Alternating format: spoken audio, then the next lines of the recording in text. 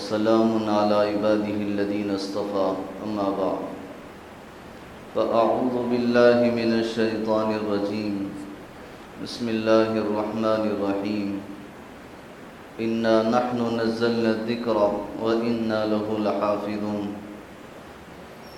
وقال النبي صلى الله عليه وسلم إن الله يرفع بهذا الكتاب أقواما ويزع به آخرين أو كما قال عليه الصلاة والسلام سبحانك لا علم لنا إلا ما علمتنا إنك أنت العليم الحكيم اللهم صل على سيدنا محمد وعلى آل سيدنا محمد وبارك وسلم. قابل احترام بزرگوں اور عزیز بھائیوں، اللہ تعالیٰ نے ہم انسانوں کی ہدایت اور نجات کے لیے نبی آخر الزمان سیدنا محمد رسول اللہ صلی اللہ علیہ وسلم پر ایک کتاب نازل فرمائی جو کتاب ہدایت ہے، جو کلام الہی ہے، جس کو ہم قرآن مجید کہتے ہیں.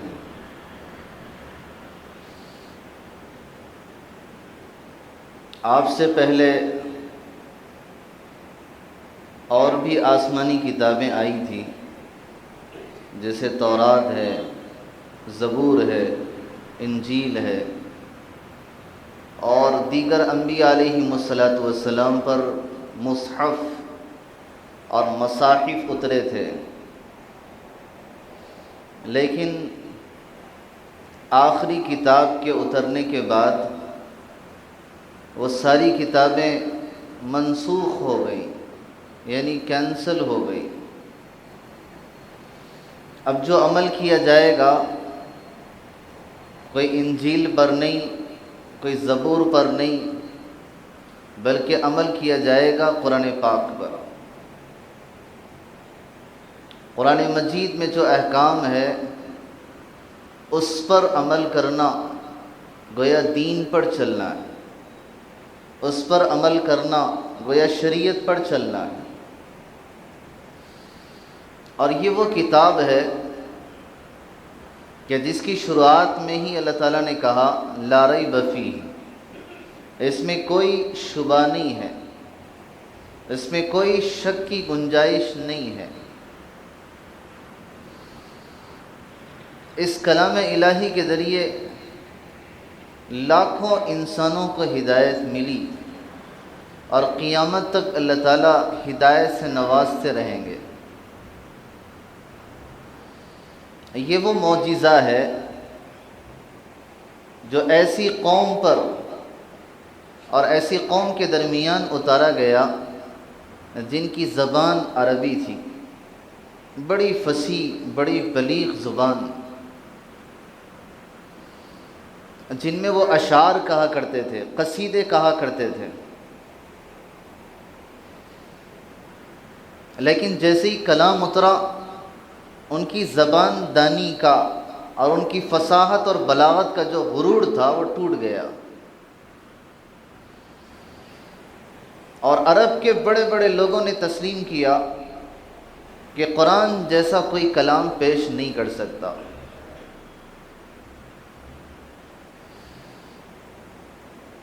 اللہ تعالیٰ نے خود اپنے کلام میں کئی جگہ اس کا چیلنج کیا ہے کہ اگر کوئی ہے جو اس کی ایک صورت بنا کے لائے یا اس جیسی ایک آیت پیش کر سکے، اور ہرگز پیش نہیں کر سکتے. قُلْ لَئِنِ اجْتَمَعَتِ الْإِنسُ وَالْجِنُّ عَلَىٰ أَن يَأْتُوا بِمِثْلِ هَٰذَا الْقُرْآنِ لَا يَأْتُونَ بِمِثْلِهِ وَلَوْ كَانَ بَعْضُهُمْ لِبَعْضٍ ظَهِيرًا. اگر سارے انسان، سارے جنات بھی اگر مل جائے کہ ہم قرآن پاک جیسی کوئی ایک آیت بنا کے پیش کر دیں، لا یأتون بمثلی، وہ ہرگز ایسا نہیں کر سکتے. قرآن کا کوئی قرآن کا کوئی متبادل اور قرآن کا کوئی بدل پیش نہیں کر سکتے۔ وَلَوْ كَانَ بَعْضُهُمْ لِبَعْضٍ ظَهِيرًا، اگرچہ کہ یہ آپس میں ایک دوسرے کے مددگار بن جائیں اور معاون بن کے بھی کام کرنا چاہیں، نہیں کر سکتے۔ اور یہ قرآن کا چیلنج جب سے قرآن اترا ہے آج تک ہے اور قیامت تک رہے گا، اور کوئی بھی قرآن جیسی ایک آیت، اور ایک آیت تو بہت دور کی بات ہے، ایک آیت کا ایک حصہ بھی پیش نہیں کر سکتے، اس لیے کہ یہ کلام الہی ہے، انسانوں کا کلام نہیں ہے۔ مکے والے کہا کرتے تھے کہ محمد صلی اللہ علیہ وسلم اپنی طرف سے پیش کرتے ہیں، اپنی طرف سے گڑھ کر بنا کر یہ قرآن پیش کرتے ہیں۔ اللہ تعالیٰ نے اس کا جواب دیا کہ یہ آپ اپنی طرف سے نہیں پیش کرتے ہیں، بلکہ یہ اللہ کا اتارا ہوا کلام۔ قرآن کریم کا تعارف اور قرآن کریم کا انٹروڈکشن خود اللہ تعالیٰ نے اپنے کلام میں فرمایا، وَإِنَّهُ لَتَنزِيلُ رَبِّ الْعَالَمِينَ، یہ کلام وہ ہے جو رب العالمین کی طرف سے اتارا ہوا ہے۔ نزل به الروح الامین، مقدس فرشتہ روح الامین سید الملائکہ جبرائیل علیہ السلام اس کو لے کر اترے۔ کس کے پاس؟ علی قلبک، آپ کے دل پر، یعنی آخری نبی محمد الرسول اللہ صلی اللہ علیہ وسلم کے قلب اطہر پر۔ اس کلام کا مقصد کیا ہے؟ لتکون من المنذرین، کہ تاکہ آپ انسانوں کو ڈرائیں، غلط راستہ کیا ہے، صحیح راستہ کیا ہے، انسانوں کی اس کی تعلیم دیں، اس کے لیے کلام اترا ہے۔ وَإِنَّهُ لَفِي زُبُرِ الْأَوَّلِينَ، اور پہلے صحیفوں میں بھی اس کا تذکرہ ہے۔ اس لیے قرآن کریم جب سے اترا ہے آج تک ہر اس کا نقطہ محفوظ ہے، زیر زبر میں بھی کوئی فرق نہیں ہو سکتا، کوئی تبدیلی نہیں ہو سکتی۔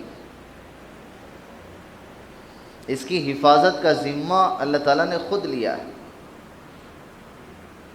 دیگر کتابیں بھی اتری تھیں لیکن اس کی حفاظت کا وعدہ اللہ نے نہیں لیا تھا، لیکن کلام پاک کی حفاظت کا وعدہ اللہ نے خود لیا۔ اِنَّا نَحْنُ نَزَّلْنَا الذِّكْرَ وَإِنَّا لَهُ لَحَافِظُونَ، کہ دیکھو قرآن کو ہم نے اتارا ہے اور ہم اس کی حفاظت کریں گے۔ 23 سال کے عرصے میں قرآن پاک اترا، اور اللہ تعالیٰ اس وقت سے لے کر اس کی حفاظت فرما رہے ہیں، اور ایک نقطے برابر نہ تبدیلی آج ہوئی ہے نہ قیامت تک ہو سکتی ہے۔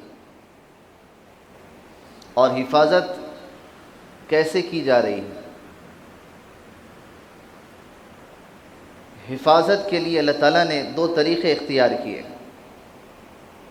ایک ہے کتابی شکل، جس کو ہم دیکھتے ہیں کہ یہ کلام پاک ہے، قرآن مجید ہے، اور دوسرا خوش نصیب اور سعادت مند سینے ہیں، مبارک دل دماغ ہے جس کے اندر یہ کلام محفوظ کیا جا رہا ہے۔ حضرات صحابہ رضوان اللہ علیہم اجمعین کے زمانے سے ہی قرآن پاک کو یاد کرنا ان کے زندگی کا ایک حصہ تھا۔ مورخین نے لکھا ہے آپ علیہ السلام کے بعد سب سے پہلے حافظ کہ جنہوں نے قرآن پاک پورا یاد کیا وہ حضرت عثمان ابن عفان رضی اللہ تعالیٰ عنہ تھے۔ یہ اس امت کے پہلے حافظ ہیں آپ علیہ السلام کے بعد، اور ان کی زندگی کا معمول تھا اتنا تلاوت کیا کرتے تھے، صبح شام مشغلہ ہی قرآن کی تلاوت۔ کئی قرآن تلاوت کرتے کرتے بوسیدے ہو گئے تھے، اور یہاں تک کہ جب دشمنوں نے آپ پہ حملہ کیا اور آپ کے گھر کا محاصرہ کیا، اور چاروں طرف سے جب جان کا خطرہ پڑ چکا، اس وقت بھی اپنے گھر میں اطمینان سے تلاوت کر رہے تھے۔ اور عین تلاوت کا وقت، پہلے پارے کی تلاوت ہے فَسَيَكْفِيكَهُمُ اللَّهُ، اس آیت کے حصے پر پہنچے، دشمن کا وار لگا اور آپ کے جسم کے خون کے چھینٹے اس قرآن پہ پڑے اور وہیں روح قبض ہوئی۔ جب قرآن کے ساتھ دنیا سے رخصت ہو گئے تھے۔ یہ ایک صحابی ہیں، خلفائے راشدین میں سے ایک حضرت عثمان بن عفان ہے، اس کے علاوہ ہزاروں صحابہ کرام وہ تھے جنہوں نے قرآن یاد کیا تھا، اور اس وقت سے لے کر آج تک امت کے اندر یہ طریقہ چل پڑا کہ قرآن کریم یاد کیا جائے۔ اس امت کے لاکھوں بچے قرآن کے حافظ ہیں۔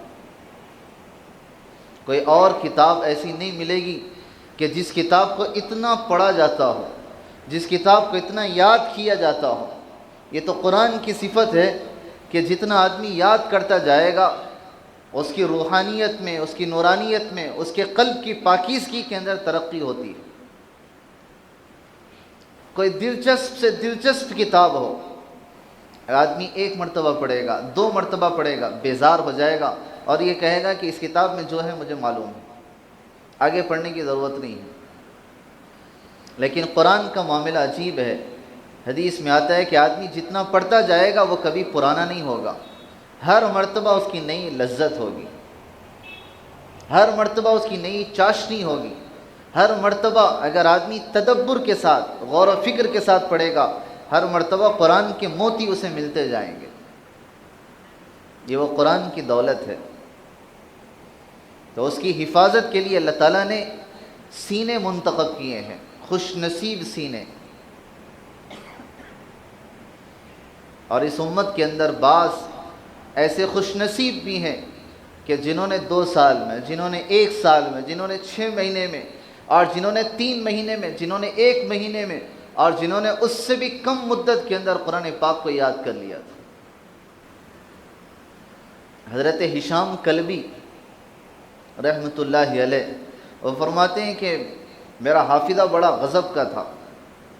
حافظہ اتنا تیز تھا کہ اس تیزی کا اندیشہ، اس تیزی کا عالم یہ تھا کہ قرآن پاک کو میں نے 3 دن کے اندر یاد کر لیا تھا۔ 30 پارے قرآن پاک کے اور 3 دن کے اندر یاد کر لیے۔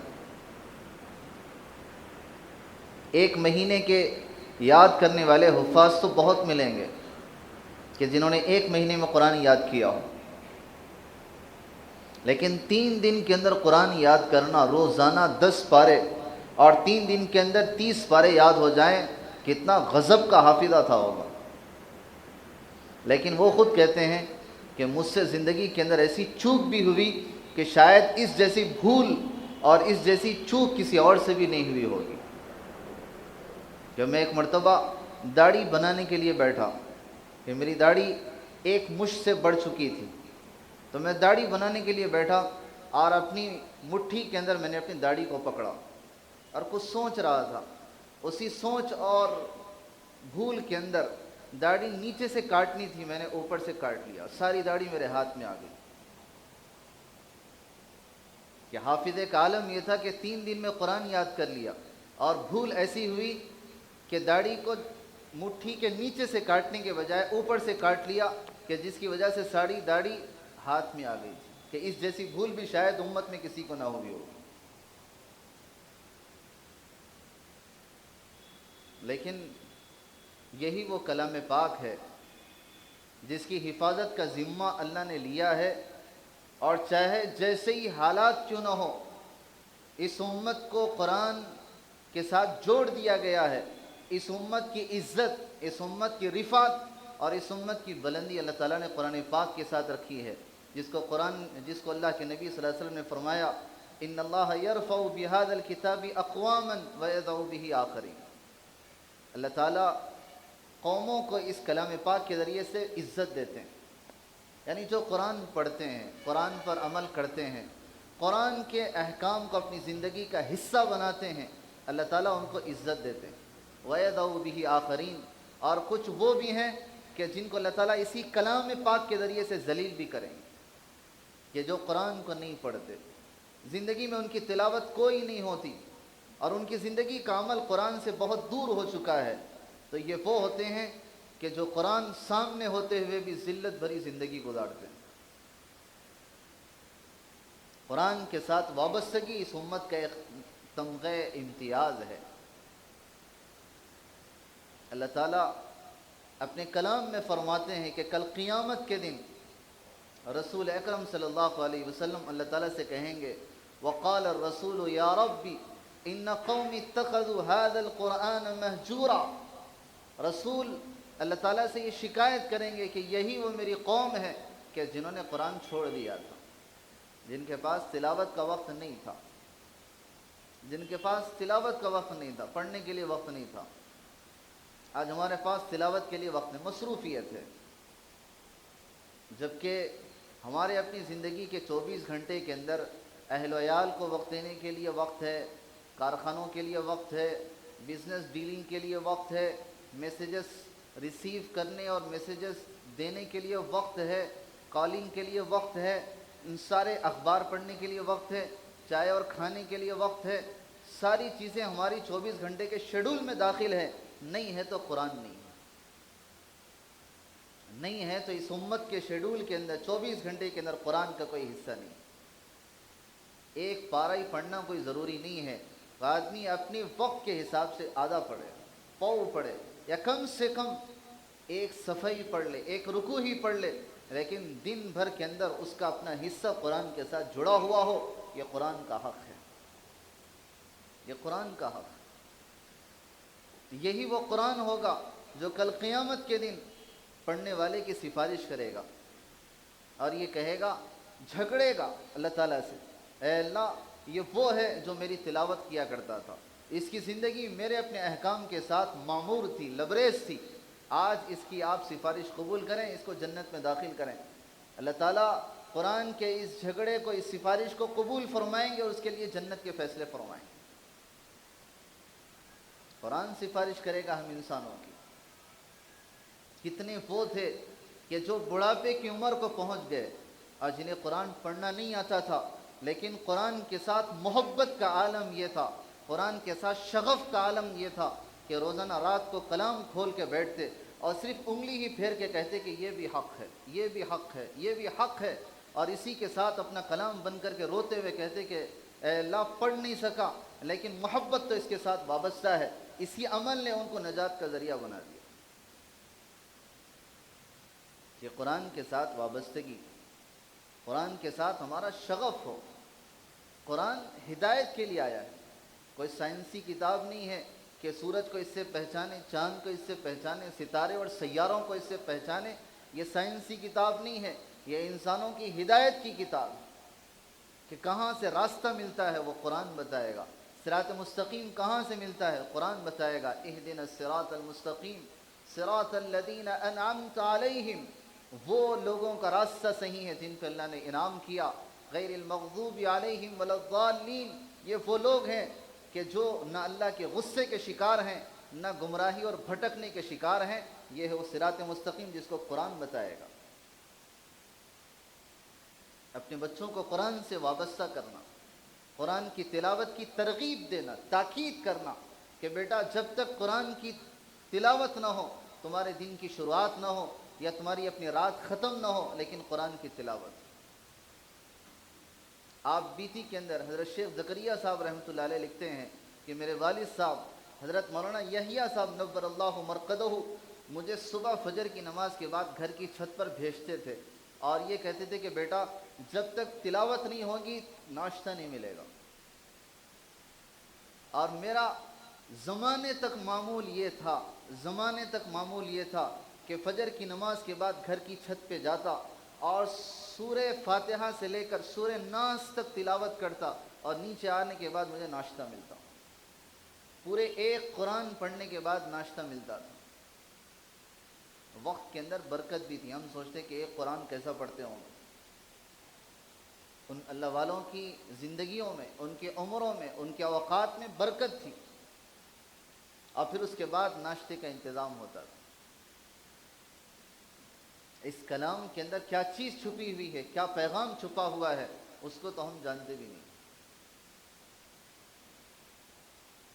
اللہ تعالیٰ نے رزق کے جو وعدے کیے ہیں، حالات کے اور مسائل کا جو حل اللہ نے قرآن میں بتایا ہے، ہر زمانے کے اندر وہ قرآن پاک کے اندر موجود ہے۔ اسمعی رحمۃ اللہ علیہ ماہر لغت ہیں، بہت بڑے آدمی گزرے ہیں، جن کا کام ہی یہ تھا کہ قرآن کے اندر کوئی حرف ملتا اسے بستیوں کے اندر، جنگلوں کے اندر، پہاڑوں کے اندر تلاش کرتے کہ اس لفظ کے معنی کیا ہے۔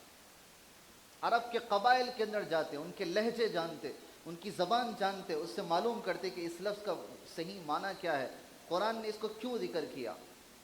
اسمعی کہتے ہیں کہ بصرہ کی جامع مسجد سے میں باہر نکلا اور ایک دبلا پتلا دیہات کا رہنے والا بدو جس کے گلے کے اندر تلوار لٹکی ہوئی تھی وہ مجھے ملا، اور میں نے اس کے سامنے قرآن کا ذکر کیا تو اس نے کہا کہ کچھ قرآن تو سناؤ۔ تو میں سورہ زاریات پڑھنے لگا، والزاریات ذروا فالحاملات وقرا، اور جیسے ہی پڑھتے پڑھتے میں اس آیت پہ پہنچا، وفی السماء رزقکم وما توعدون، آسمان میں تمہاری روزی ہے جس کا تم سے وعدہ کیا گیا، آسمانوں میں تمہاری روزی جس کا تم سے وعدہ کیا گیا ہے۔ اور جیسے یہ آیت پہ پہنچا تو اس بدو نے کہا اسمعی یہ آیت قرآن پاک کی ہے؟ کہا قرآن کی ہے۔ کہا کہ اچھا میرے کام میں تھوڑا سا ہاتھ بٹاؤ۔ جس سواری پہ سوار تھا اور اسی اونٹنی کو اس نے ذبح کر دیا اور اسی کی کھال کے اوپر چھوٹے چھوٹے گوشت کے ٹکڑے بنا کر ہر آنے جانے والے کو تقسیم کر دیا کہ میری روزی کا مالک میرا خدا ہے۔ اسمعی کہتے میں حیران تھا، اور اسی کے گوشت کو میں اپنے ہاتھوں میں لے کے ہر آنے والے مسافر کو تقسیم کرتا، کچھ ہی دیر میں سارا گوشت ختم ہو گیا، اونٹنی ختم ہو گئی۔ وہاں سے میں چل پڑا، اور چند سالوں کے بعد میں جب دیکھا مکہ مکرمہ کے طواف کرتے ہوئے تو یہی وہ نرم آواز کے ساتھ مجھے بلا رہا تھا، اسمعی۔ میں نے پیچھے پلٹ کے دیکھا کون ہے، وہی دیہات کا رہنے والا کہ جس کے چہرے پہ زردی ہے اور دبلا پتلا لاغر ہے، لیکن چہرے پر نورانیت کے آثار ہیں۔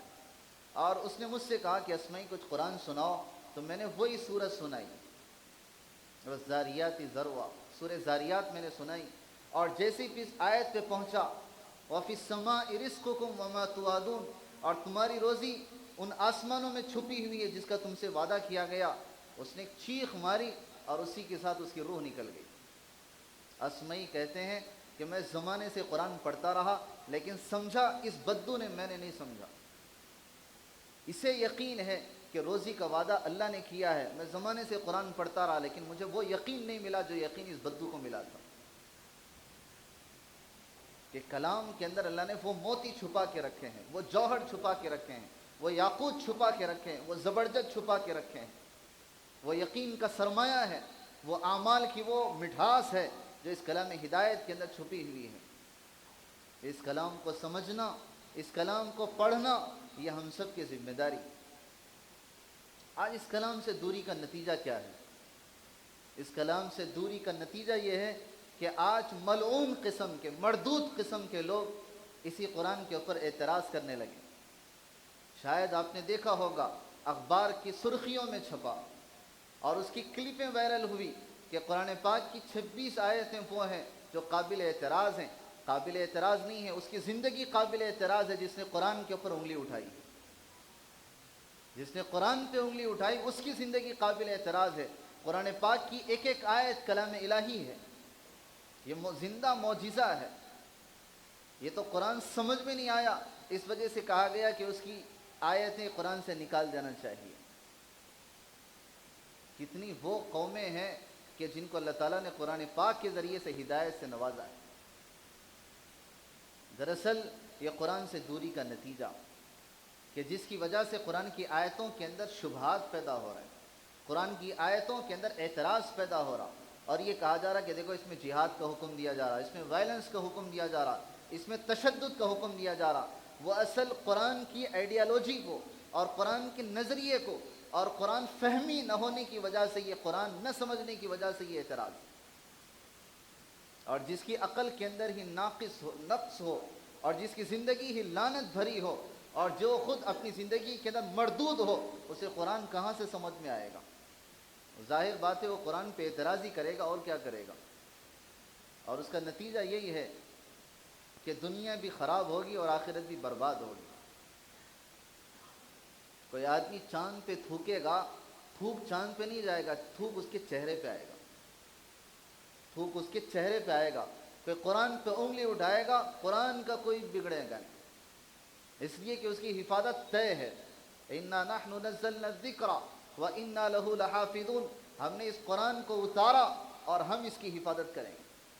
اس کی حفاظت سینوں کے ذریعے سے کریں گے، اس کی حفاظت کتابوں کے ذریعے سے کریں گے، اس کی حفاظت کرنا ہم جانتے ہیں۔ اللہ کہتے ہیں چاہے تم اس کے پیچھے کچھ کرو نہ کرو، لیکن جو انگلی اٹھاتا ہے وہ سب سے بڑا برباد اور تباہ لعنت بھری زندگی اس کی اپنی ہوتی ہے۔ اور واقعی اگر رشیا کی حالات کو آپ پڑھیں، قابل تعریف ایسے لوگ بھی گزرے ہیں۔ رشیا کے اندر 70 سال کمیونسٹ حکومت تھی، کمیونزم تھا۔ قرآن رکھنا دور کی بات، قرآن کا ایک صفحہ بھی اگر کسی کو مل جاتا تو اسے قید کر دیا جاتا، زندگی پر اسے ستایا جاتا، ختم کر دیا جاتا۔ قرآن رکھنا، ایک ایک صفحے کا رکھنا جرم تھا رشیا کے اندر۔ ایسی سخت شدت بھری زندگی گزری تھی 70 سال رشیا کے اندر۔ لیکن جب یہ انقلاب آیا، کمیونسٹ حکومت ختم ہوئی، کمیونزم کا دور ختم ہوا اور پھر سے زندگی بحال ہوئی، تو بہت سے لوگ رشیا کے اندر گئے اور وہاں جانے کے بعد ایسا محسوس کیا کہ شاید یہاں اسلام ختم ہو چکا ہوگا، شاید یہاں قرآن مٹ چکا ہوگا، اس لیے کہ لوگوں نے 70 سال سے قرآن نہیں دیکھے۔ قرآن رکھنا جرم تھا تو قرآن کہاں سے یاد کیا ہوگا؟ لیکن جب وہاں کے چھوٹے بچوں کو دیکھا گیا اور ان سے سوال کیا گیا تو ان بچوں نے اپنا قرآن سنا کے بتایا کہ ہم ابھی بھی قرآن کے حافظ ہیں۔ لوگ حیران تھے کہ قرآن انہوں نے یاد کیسے کیا۔ انہوں نے کہا کہ ہمارے پاس جو قرآن کے حافظ تھے، اور جیسے ہی یہ تشدد بھرے حالات ہم پہ پیش آئے تو ہم لوگوں نے مدرسے تو بند کر دیے، اور کوئی کھیتی میں لگ گیا، کوئی کپڑے سینے میں لگ گیا، کوئی کاشتکاری میں لگ گیا، جو جس کام میں تھا لگ گیا۔ لیکن وہ صبح جاتا تو اپنے ساتھ بچوں کو لے کے جاتا، اور کام کرتے کرتے اسے روزانہ 1-2 آیتیں سکھا دیتا، 1-2 آیتیں سکھا دیتا۔ یوں کرتے کرتے سارا قرآن ان بچوں نے یاد کر لیا۔ اور کتنے وہ تھے جو قبرستان میں قبر کھود کر، مصنوعی قبر کھود کر قبرستان میں بیٹھ کر اپنے بچوں کو قرآن یاد دلایا کرتے تھے، اور جب بچے حافظ بنتے تو انہیں چھوڑ دیتے تھے۔ باہر کے مہمانوں نے رشیا پہنچے اور پھر اپنا جیب سے کلام پاک نکال کے کہا کہ یہاں سے پڑھو، تو کوئی ایک بھی پڑھنے کو تیار نہیں تھا، اس لیے کہ انہوں نے اپنی آنکھوں سے کبھی قرآن دیکھا ہی نہیں تھا پیدا ہونے کے بعد۔ لیکن جب ان سے کہا گیا کہ یہ آیت پڑھو تو اس آیت کے بعد فوری انہوں نے پڑھنا شروع کر دیا۔ لوگوں نے کہا کہ حیرت کی بات ہے، قرآن دیکھ کے پڑھ نہیں سکتے۔ کہا کہ ان کو دیکھ کے پڑھنا نہیں سکھایا گیا، زبانی یاد کرایا گیا، اس لیے ان کا قرآن محفوظ ہے۔ یہ وہ سینے تھے جس سینوں کے اندر قرآن محفوظ ہو گیا۔ 70 سال کے انقلابی زمانے کے باوجود قرآن رشیا سے نہیں مٹا۔ زندگی بھر اگر چاہے ایسے حالات آ جائے، دنیا سے ہرگز مٹ نہیں سکتا۔ یہ حفاظت کا وعدہ ہے، لیکن مسئلہ یہ ہے ہماری کمی کوتاہی کا کہ ہم نے قرآن کے ساتھ سوتیلے پن کا سلوک کیا، ہم نے قرآن کے ساتھ کوتاہی کا معاملہ کیا۔ رمضان کا مہینہ قریب ہے، یہ وہ مہینہ ہے جس مہینے کا رشتہ قرآن کے ساتھ جڑا ہوا ہے۔ بہتر یہ ہے کہ ہمارے اپنے قرآن آج سے کھل جائیں